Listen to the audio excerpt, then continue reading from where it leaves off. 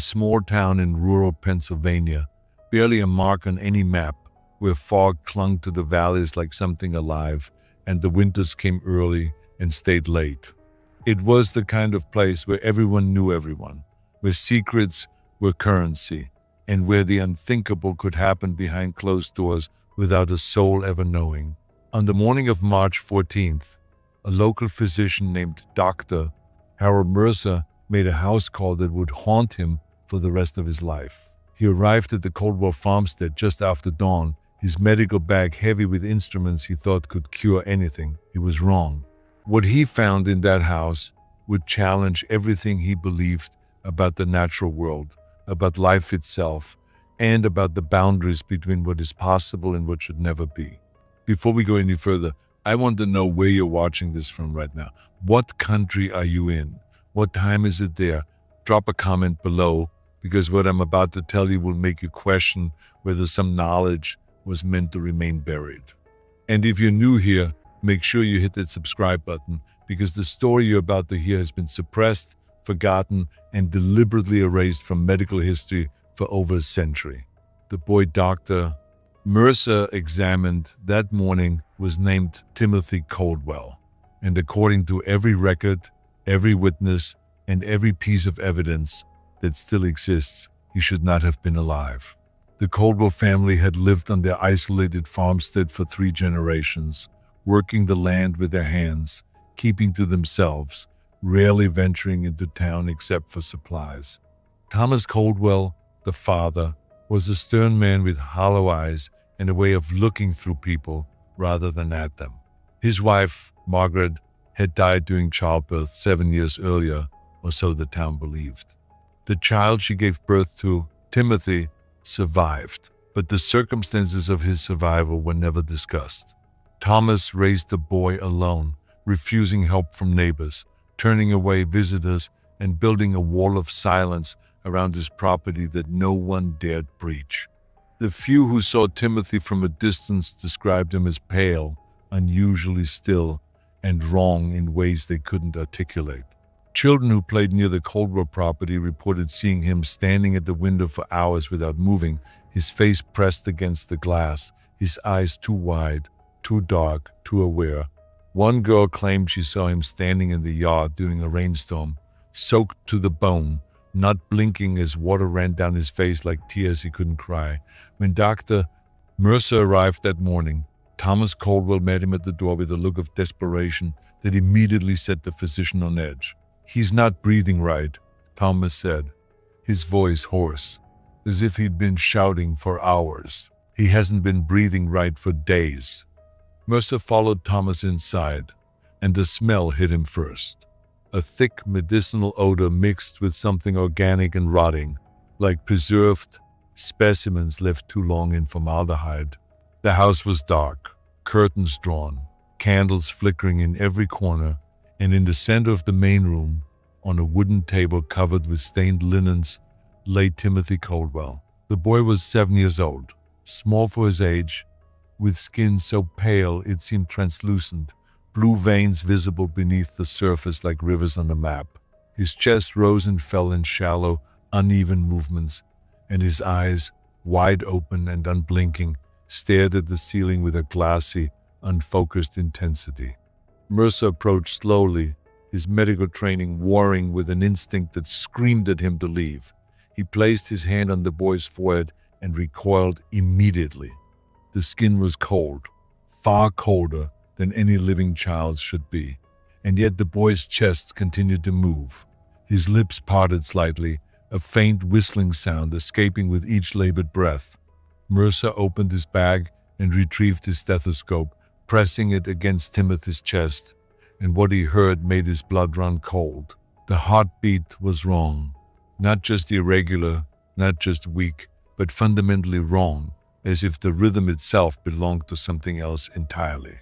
It beat in patterns that didn't match any human heart Mercer had ever studied, pausing for long seconds before resuming with a stuttering, mechanical precision.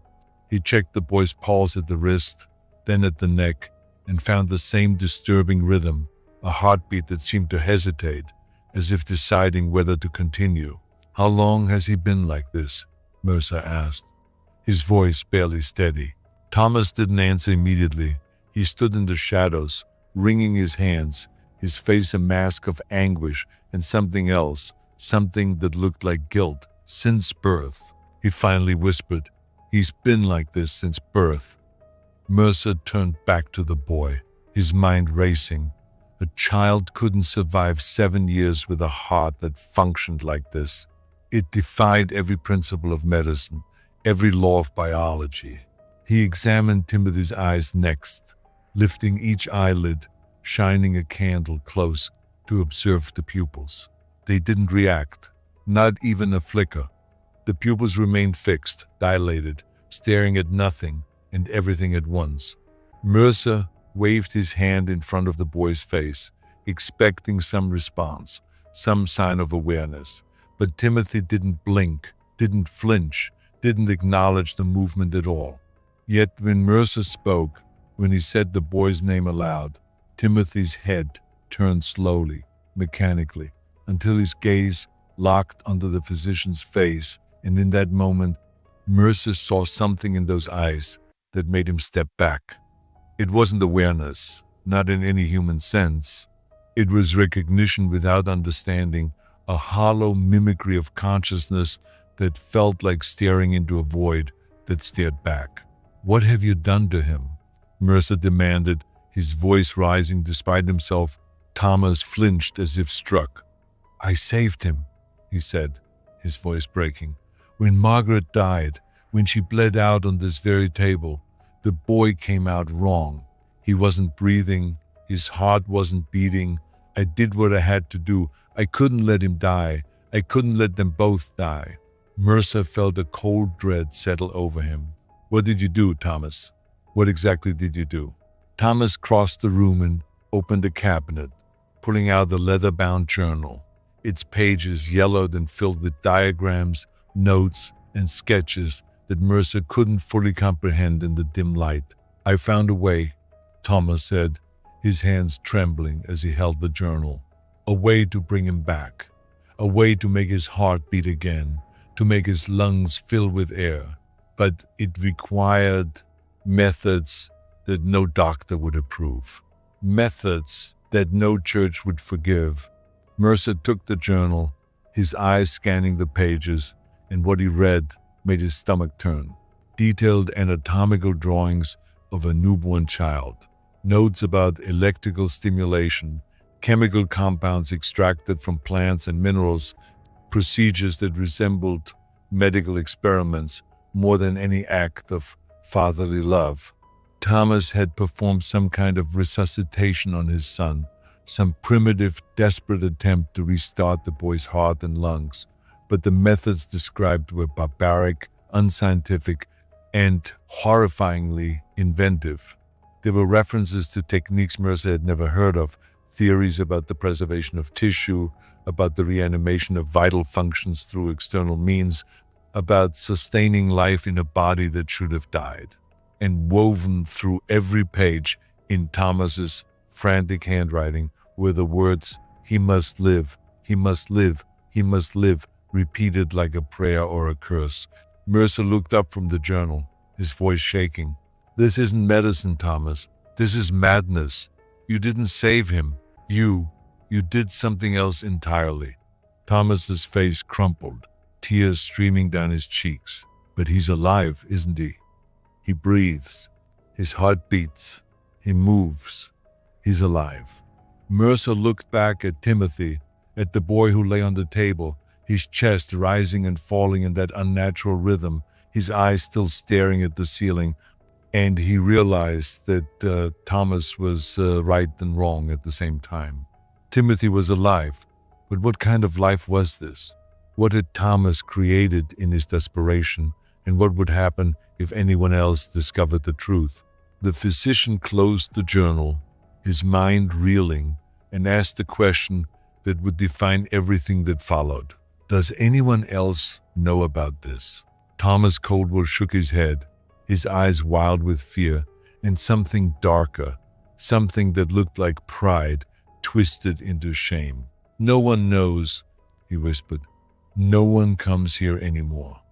After Margaret died, after the rumors started about what happened during the birth, people stopped visiting. They stopped asking questions. They left us alone, and I kept Timothy hidden. I told everyone he was sickly, that he couldn't be around others, that the cold air would end him. They believed me because they wanted to believe me. No one wants to see the truth when it's too terrible to face. Mercer felt the weight of the journal in his hands, the leather cover warm now from his grip, and he understood that he was holding evidence of something that should never have happened, something that challenged the very foundation of what it meant to be alive. He thought about his oath as a physician, about his duty to report, to intervene, to protect, but he also thought about what would happen if the authorities learned what Thomas had done.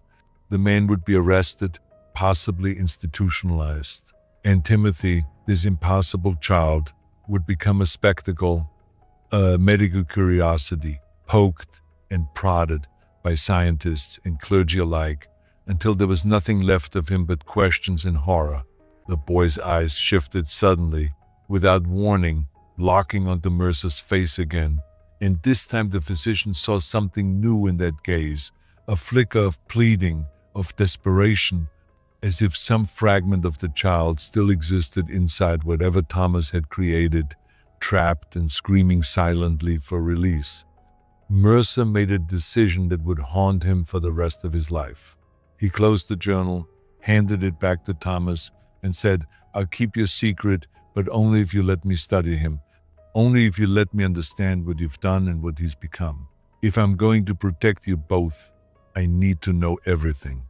Thomas nodded, relief flooding his features, and he clutched the journal to his chest like a sacred text. Over the following weeks, Dr. Mercer returned to the Coldwell farmstead every few days, always after dark, always alone, carrying his medical instruments and notebooks filled with observations that grew increasingly disturbing.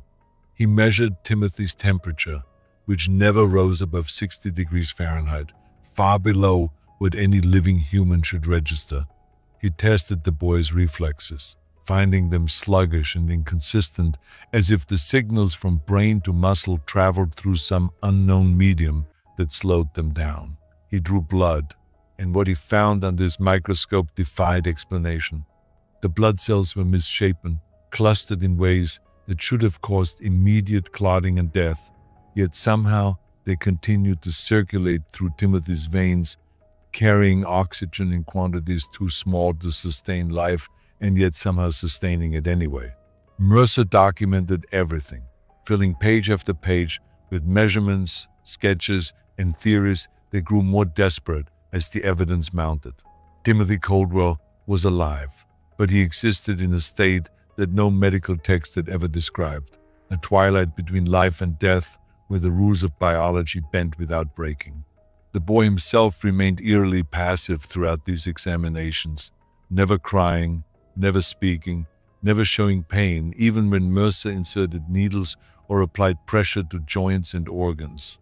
Once, during a particularly invasive examination, Mercer pressed a scalpel against Timothy's forearm, making a small incision to observe the healing process, and the boy didn't flinch.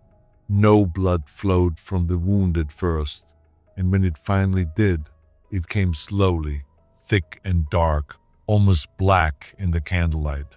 Mercer watched, transfixed, as the wound remained open for hours, showing no signs of clotting, no signs of the body's natural healing response. And yet by the next morning, when he returned, the incision had closed, the skin smooth and unblemished, as if it had never been cut at all. Thomas watched these experiments with a mixture of hope and dread, always asking the same question at the end of each visit: can you fix him? Can you make him normal? And Mercer, unable to lie but unwilling to tell the full truth, would only say, "I'm trying to understand him first." Understanding must come before healing. But privately, in his own journals hidden in his study, Mercer wrote things that terrified him to put into words. He wrote about the possibility that Thomas hadn't saved his son at all, but had created something new, something that wore the shape of a child but functioned on principles unknown to science. He wrote about the ethical implications, about whether Timothy possessed a soul, about whether the consciousness that seemed to flicker behind those empty eyes was human or something else entirely. Winter deepened, and the town around the Coldwell farmstead grew colder, quieter, as if the land itself sensed something wrong and pulled away. Mercer's visits continued, and with each one, he noticed subtle changes in Timothy. The boy began to move more, not in response to stimuli, but spontaneously, as if driven by some internal programming that was slowly awakening. He would stand from the table where he spent most of his time and walk to the window, pressing his pale hands against the glass, staring out at the snow-covered fields with an intensity that suggested longing or maybe incomprehension. Once Mercer arrived to find Timothy standing in the doorway of the house, still wearing only a thin nightshirt despite the freezing temperature, his bare feet blue against the snow, his body motionless as ice crystals formed on his eyelashes. Thomas had found him there an hour earlier and couldn't get him to move, couldn't get him to respond to commands or pleas, until finally Mercer approached and spoke the boy's name, and only then did Timothy turn, slowly, mechanically, and walk back inside as if nothing had happened. "He's changing," Thomas said that night, his voice hollow with exhaustion. "He's doing things he never did before. Sometimes I hear him at night, walking through the house, opening doors, moving objects. He doesn't sleep anymore. He just stands in corners, staring at walls. And when I try to put him back to bed, he looks at me with those eyes, and I swear he's trying to tell me something, trying to communicate something I can't understand." Mercer felt the chill that had nothing to do with the winter cold. He realized that whatever Thomas had done to preserve his son's life had not created a stable state, but a transitional one, and Timothy was evolving, changing, becoming something that neither of them could predict or control. He asked Thomas to show him the exact procedures he had used on the night of Margaret's death, and reluctantly Thomas led him to the cellar beneath the house, a dark, damp space filled with equipment that looked more like torture devices than medical instruments.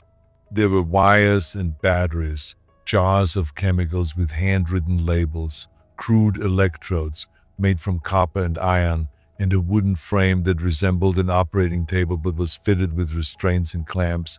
Thomas explained, his voice shaking, how he had used electrical current to stimulate Timothy's heart, how he had injected solutions into the boy's bloodstream to preserve tissue and prevent decay, how he had forced air into the lungs manually for hours until some autonomic function finally kicked in and the boy began to breathe on his own. "I didn't know what I was doing," Thomas confessed. "I only knew I couldn't let him die. I read everything I could find, medical texts, alchemical treatises, even forbidden manuscripts I purchased from traveling merchants who dealt in occult knowledge. I combined techniques from a dozen different sources, praying that something would work, and it did. God help me, it worked." Mercer stared at the equipment, his mind reeling, and he realized that Thomas hadn't just performed a medical procedure. He had conducted an experiment, a desperate, unscientific fusion of medicine, chemistry, and something darker, something that bordered on the forbidden practices that science had long since abandoned. And the result of that experiment was upstairs, walking through the house, changing day by day, becoming something that defied every natural law Mercer had ever studied. He turned to Thomas and asked the question that had been growing in his mind for weeks. What did Margaret know? What did she see before she died? Thomas's face went pale, and for a long moment he didn't answer. Then, in a voice barely above a whisper, he said, "She was awake during the birth. She was awake when Timothy came out, and she saw him. She saw that he wasn't breathing, that his skin was gray, that his eyes were open and empty.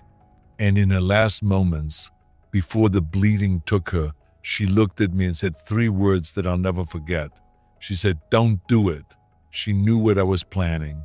She knew, and she begged me not to. And I did it anyway. The weight of that confession hung in the air between them, and Mercer understood then that Timothy's existence was built on a foundation of defiance, of a father's refusal to accept death, and of a mother's dying wish ignored. The revelation hung between them like a specter, and Mercer found himself unable to look Thomas in the eye. Margaret Coldwell's final words echoed in his mind, a warning unheeded, a prophecy of the horror that would follow.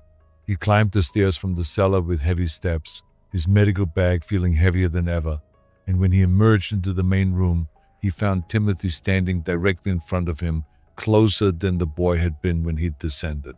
The child's head tilted at an unnatural angle, his empty eyes fixed on Mercer's face, and for the first time since beginning his examinations, the physician felt genuine fear, not of what Timothy was, but of what he might become. Over the next several weeks, the changes in Timothy accelerated in ways that defied documentation.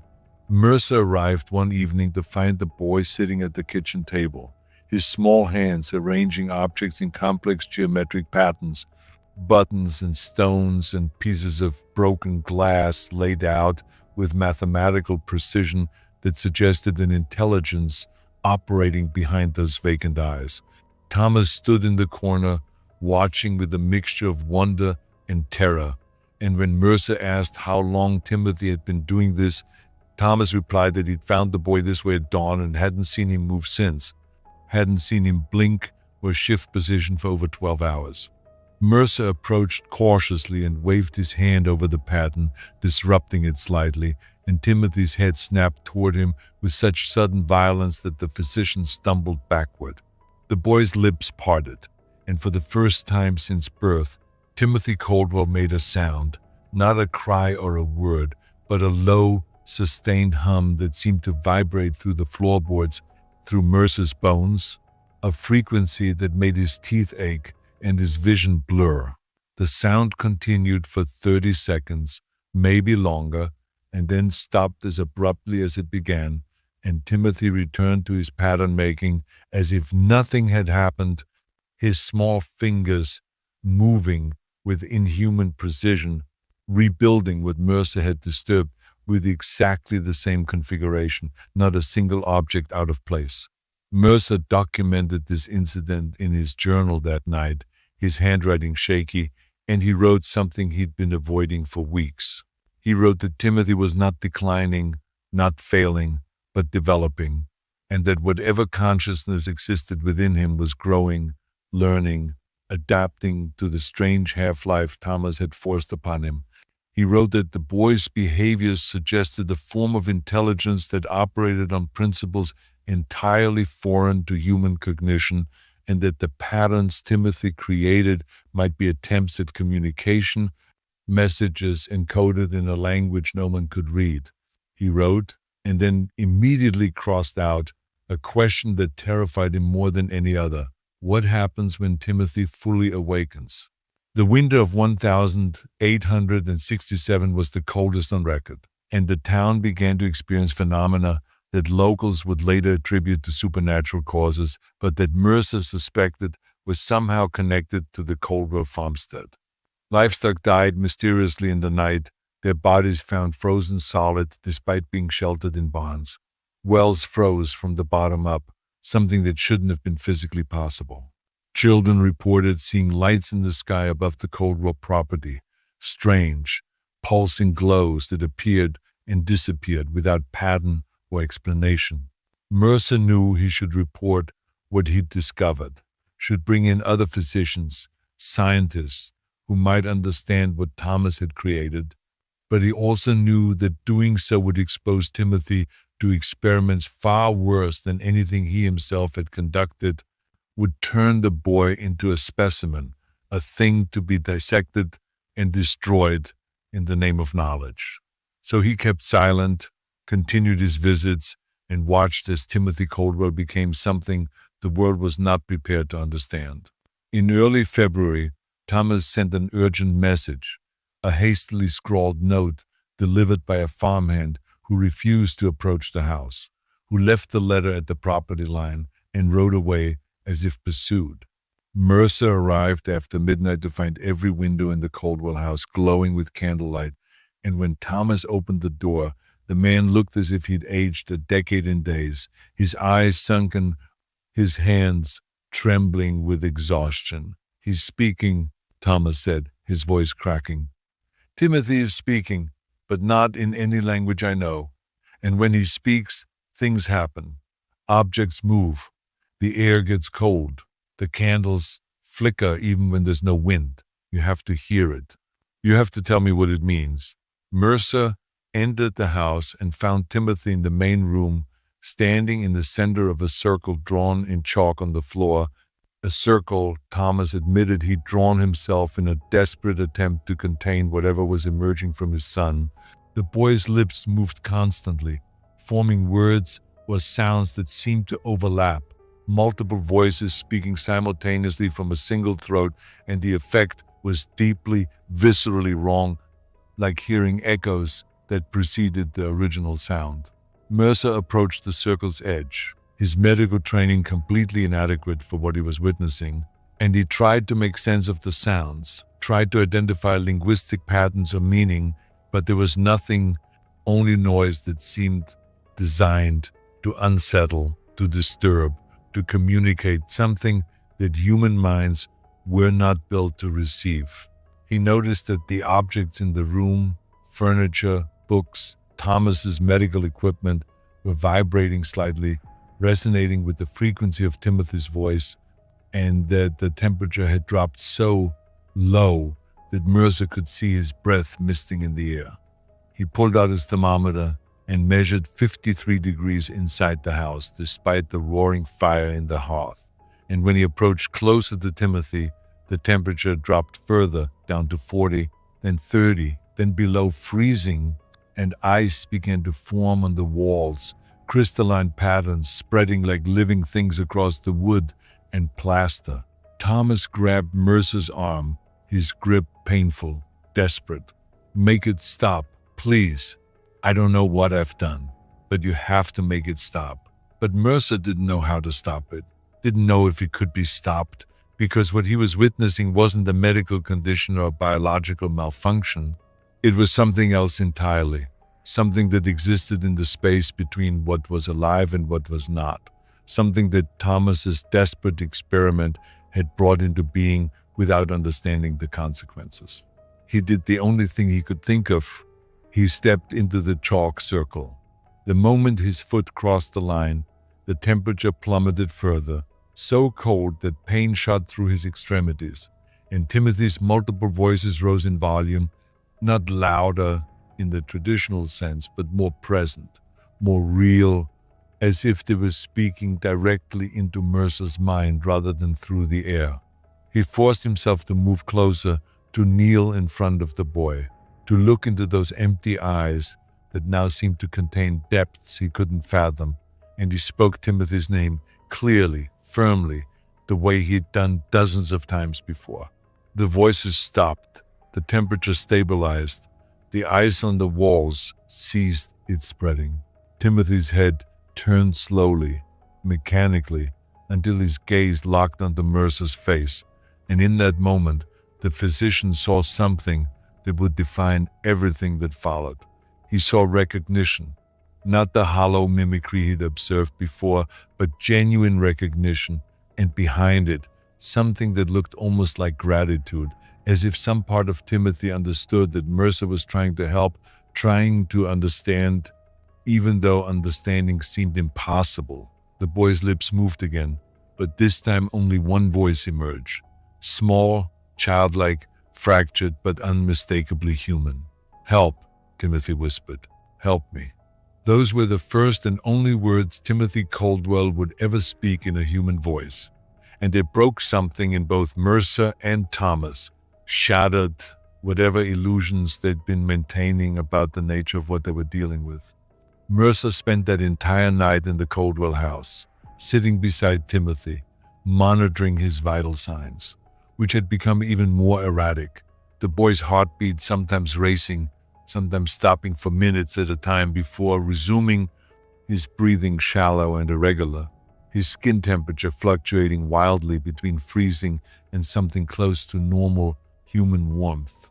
He recorded everything in his journal, filling pages with observations and theories, trying to construct some framework for understanding what Timothy had become. He noted that the boy's consciousness, if it could be called that, seemed to exist in fragments, pieces of awareness that surfaced and submerged like objects in deep water, never fully present, never fully absent. He theorized that Thomas's resuscitation procedures had restarted Timothy's biological functions, but had done so incompletely, creating a system that operated on the edge of failure, constantly compensating, constantly struggling to maintain the basic processes of life. And he concluded, though he could barely bring himself to write it, that Timothy was trapped, caught between death and life, aware enough to suffer, but not aware enough to communicate that suffering, except in the most primitive ways. As dawn broke, Mercer left the Coldwell farmstead with a heavy heart and a decision forming in his mind. He couldn't allow this to continue. He couldn't allow Timothy to remain in this state, and he couldn't allow Thomas to keep hiding what he'd done.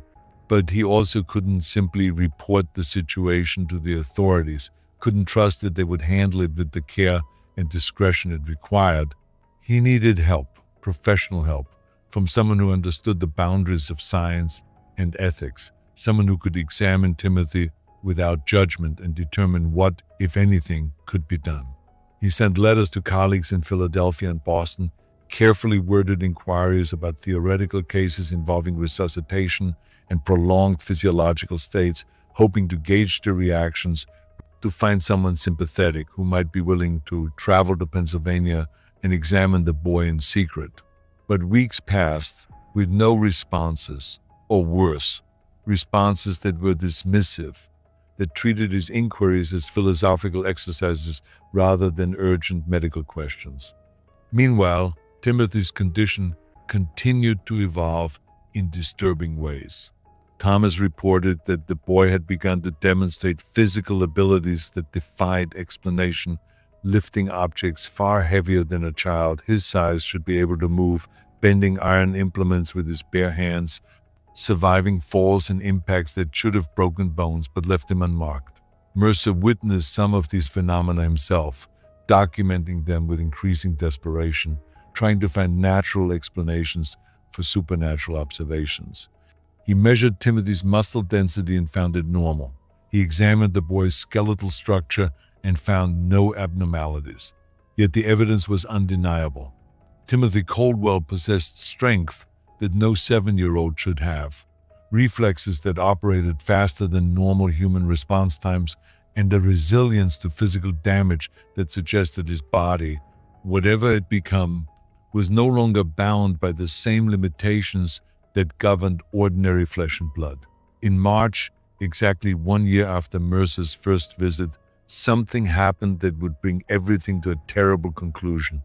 A traveling preacher arrived in town, one of those fire and brimstone evangelists who moved from community to community, stirring up religious fervor and hunting for signs of evil. Someone Mercer never learned who mentioned the Coldwell farmstead, mentioned a strange child who never came to church, who never played with other children, who existed in isolation like something shameful hidden away. The preacher, a man named Silas Whitmore, became fixated on this detail, declaring from his makeshift pulpit that evil lurked in hidden places, that unnatural things festered in darkness, and that the righteous had a duty to expose and purge such abominations. Mercer heard about Whitmore's sermons and immediately rode to the Coldwell farmstead to warn Thomas, but he arrived too late. A group of townspeople, emboldened by the preacher's words and their own superstitious fears, had already gathered at the property line, torches in hand, demanding to see the child, demanding proof that nothing unholy resided in that house. Thomas stood on his porch with a rifle, his face pale but determined. refusing entry, and Mercer could see Timothy through the window, standing motionless in the main room, watching the crowd with those empty, knowing eyes. The standoff lasted hours, voices raised, threats made, the tension building until it felt like the air itself might ignite, and then, just as the sun began to set, Timothy Coldwell did something that no one could explain, no one could rationalize, no one could ever forget. He walked out of the house, moving with that same mechanical precision, and he stood in the yard facing the crowd, and he opened his mouth, and what emerged was not words, not sounds, but something else entirely, a presence, a force that hit the gathered townspeople like a physical wave. The wave of force that emanated from Timothy was invisible but undeniable, a pressure that made the torches flicker and die, that made grown men stumble backward as if pushed by invisible hands, that sent a collective gasp through the crowd that turned into something closer to panic. Mercer felt it too, standing beside Thomas on the porch, a sensation like being submerged in icy water, like every nerve in his body was suddenly firing at once, overwhelming his senses with input that his brain couldn't process. The townspeople scattered, some running toward their horses, others simply fleeing on foot, their earlier bravado evaporating in the face of something they couldn't understand, couldn't fight, couldn't explain away with scripture or superstition. Only Silas Whitmore remained, the preacher standing his ground with his Bible clutched to his chest, his face contorted with righteous fury, and he raised his voice in prayer, calling down divine judgment on the abomination before him. Timothy's head turned toward Whitmore with that same mechanical precision, and the boy took a step forward, then another, moving across the yard with a gait that was almost normal but not quite, something slightly off in the rhythm, in the way his feet touched the ground. Whitmore's voice grew louder, more frantic, his prayers becoming shouts, becoming pleas, and still Timothy advanced. And when the boy was within arm's reach, he stopped, and he looked up at the preacher with those empty eyes that seemed to contain entire universes of darkness, and he spoke, not in his own fractured voice, but in Margaret Coldwell's voice, perfect and clear and unmistakable to anyone who had known her. "You have no authority here," the voice said through Timothy's lips, and Thomas Coldwell fell to his knees on the porch, a broken sound escaping his throat because hearing his dead wife's voice coming from his son's mouth was too much, too terrible, too real. Whitmore stumbled backward, his Bible falling from nerveless fingers, and he turned and ran, not with the measured retreat of a man preserving his dignity, but with the desperate flight of someone who had glimpsed something that shattered his understanding of reality. Mercer stood frozen, his medical mind trying to rationalize what he'd just witnessed, trying to find explanations in ventriloquism or acoustic tricks or mass hallucination, but he knew, deep in the part of himself that existed before reason and training, that what he'd heard was real, that Timothy had somehow accessed his mother's voice, her cadence, her intonation, drawn from memories that should have been impossible for him to possess. Timothy turned and walked back into the house, his movements returning to that mechanical precision, and Thomas rose on shaking legs and followed, and Mercer, after a long moment of indecision, followed as well, because he knew that whatever was about to happen, whatever conclusion this impossible situation was building toward, he needed to be present, needed to witness it, needed to document it, even if no one would ever believe his account. Inside, Timothy stood in the center of the main room, in the same spot where the chalk circle had been drawn weeks earlier, though the chalk had long since been scrubbed away, and he looked at his father with an expression that was almost human, almost recognizable as filial love, or perhaps pity. Thomas approached slowly, his hands outstretched, his voice breaking as he spoke. "Margaret, is that you? Are you in there with him? Did I trap you somehow when I brought him back?"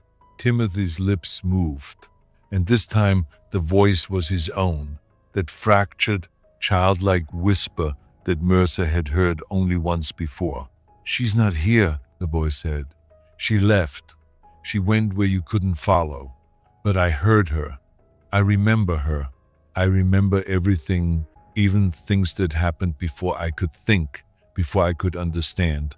I remember being nothing, and then being something, and then being this." The words were simple but carried weight that made Mercer's chest tighten, because they suggested a level of consciousness, of self-awareness, that he hadn't believed Timothy capable of possessing. The boy continued, his voice gaining strength, losing some of its fractured quality. "You made me wrong, Father. You made me incomplete. I can feel it, the pieces that don't fit, the systems that fail and restart, the awareness that comes and goes like waves. I know what I am. I know what I'm not. And I know that I can't continue like this." Thomas sank into a chair, his face in his hands, and Mercer could see the man's shoulders shaking with silent sobs.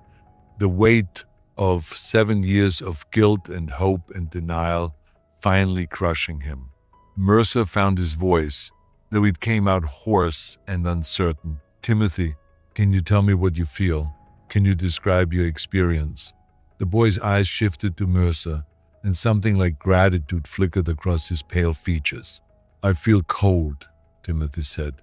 "Always cold, like I'm standing in winter that never ends. I feel my heart beating wrong, stopping and starting, each beat a surprise. I feel my thoughts scattering, coming together, scattering again, like I'm many people trying to be one person. And I feel her, sometimes my mother, not really her, but the memory of her, the echo of her last moments, and she's afraid. Dr. Mercer, she's so afraid of what I might become." The confession hung in the air, and Mercer realized that everything he documented, every measurement and observation and theory, had missed the most important element of Timothy's condition, the subjective experience of existing in that impossible state, the consciousness trapped in a body that functioned but didn't function, that lived but didn't live. He moved closer, kneeling so he was at eye level with the boy, and he asked the question that had been forming since that night when Timothy first spoke. "What do you want, Timothy? If you could choose, what would you want?" The boy's answer was immediate, delivered with a clarity that suggested he'd been waiting years for someone to ask. "I want to stop. I want to be what I was supposed to be. I want to finish what started wrong." Thomas's head snapped up, his face stricken. No, I won't let you go. I can't. I've kept you here for 7 years. I can keep you longer. I can find a way to fix you, to make you whole." But Timothy shook his head, that mechanical motion now seeming less automatic and more deliberate, more human.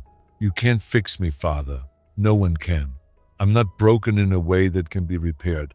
I'm something that shouldn't exist, and every day I continue, I feel myself changing, becoming less like what you wanted and more like something else, something that frightens even me." Mercer understood then what Timothy was asking for, what the boy was requesting without saying it directly, and the weight of that understanding threatened to crush him. He was a physician, sworn to preserve life, to fight against the cessation of vital functions, and yet here was a patient, conscious and articulate, asking for release from a life that was torture, from an existence that defied nature itself. He looked at Thomas, seeing the man's anguish, knowing that what he was about to suggest would destroy whatever remained of Thomas Coldwell's sanity, but knowing also that it was the only merciful option. "Thomas," Mercer said gently, "you need to let him go. You need to finish what Margaret asked you not to begin." Thomas stood abruptly, knocking over his chair, his voice rising to a shout. "Never! I won't lose him again. I won't let death take him when I fought so hard to keep him here." But Timothy moved then, crossing the room with surprising speed, and he placed his small, cold hand on his father's arm, and the touch seemed to drain all the fight from Thomas, leaving him hollow and trembling. "I'm not alive, Father," Timothy said, his voice gentle now, almost comforting. Not the way you wanted, not the way Mother would have wanted. You saved something, but it wasn't me. It was never me. It was your love, your desperation, given form and flesh, and it's tired now. It wants to rest." The words broke Thomas completely, and he collapsed against his son, holding the boy with desperate tenderness, and Mercer turned away, giving them what privacy he could in that small, dim room. Hours passed, marked only by the fading of candlelight and the deepening of shadows. And when Thomas finally released his son, his face was calm, almost peaceful, as if he'd made a decision that, while terrible, was also right. He looked at Mercer and nodded once, a gesture of permission, of surrender, of acceptance. Mercer opened his medical bag with hands that shook despite his years of training, despite the countless procedures he'd performed, because what he was about to do wasn't healing, wasn't preservation, but its opposite, and yet it felt more like medicine than anything he'd done in his entire career. He had no poison to offer, no quick and painless solution, because the pharmacological methods that might work on an ordinary child might not work on Timothy, whose metabolism, whose entire biological system operated on unknown principles. Instead, he consulted Thomas's journal one final time, reading through the procedures that had brought Timothy into this half-life, looking for the reverse process, the undoing of what had been done.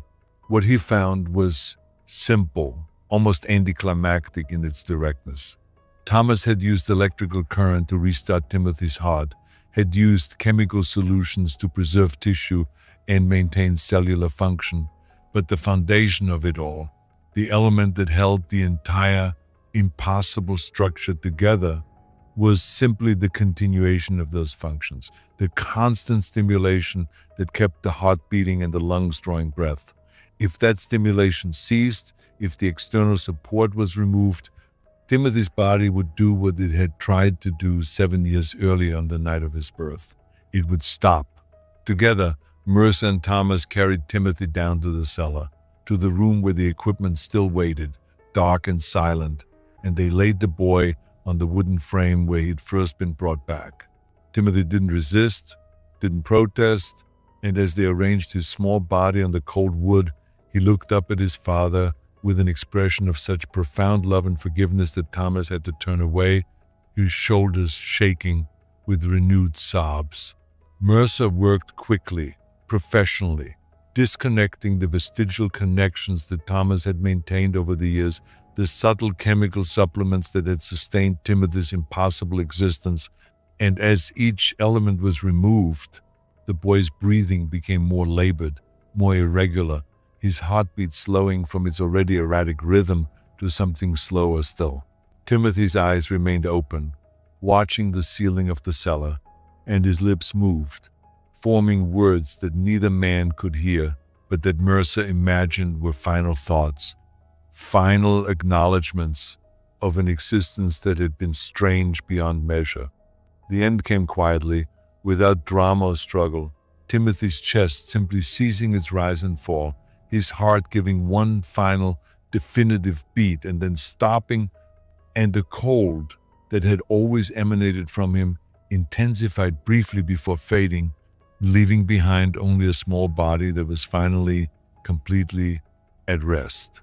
Thomas remained in the cellar for a long time, holding his son's hand, speaking words that Mercer couldn't hear and didn't try to, giving the man the privacy of his grief. When he finally emerged, dawn was breaking, pale light filtering through the windows of the farmstead, and Thomas looked older, diminished, but also somehow freed from a burden that had been crushing him for 7 years. They buried Timothy on the property, in a small plot beneath a tree where Margaret had liked to sit during her life, and they marked the grave with a simple stone that bore only a name and 2 dates that told nothing of the impossible life lived between them. Mercer stayed with Thomas for 3 days afterward, making sure the man ate, slept, didn't harm himself in the depths of his grief, and when he finally left, he took his journals with him, all the documentation of Timothy Coldwell's existence, all the measurements and theories and observations that proved something impossible had happened in that isolated farmstead. He returned to his practice in town, resuming his normal duties, treating normal ailments in normal patients, and he told no one what he had witnessed, what he had participated in, because he knew that no one would believe him, and that even if they did, the knowledge would serve no purpose except to turn Timothy's memory into a spectacle. The journals remained hidden in Mercer's study until his death in 1891, at which point they were discovered by his son, who read them with growing disbelief and eventually dismissed them as the delusions of a mind declining with age. Those journals were sold to a collector of medical curiosities and eventually lost in a fire that destroyed an archive in Boston in 1923, leaving no physical evidence that Timothy Coldwell had ever existed beyond a single gravestone on an abandoned property in rural Pennsylvania.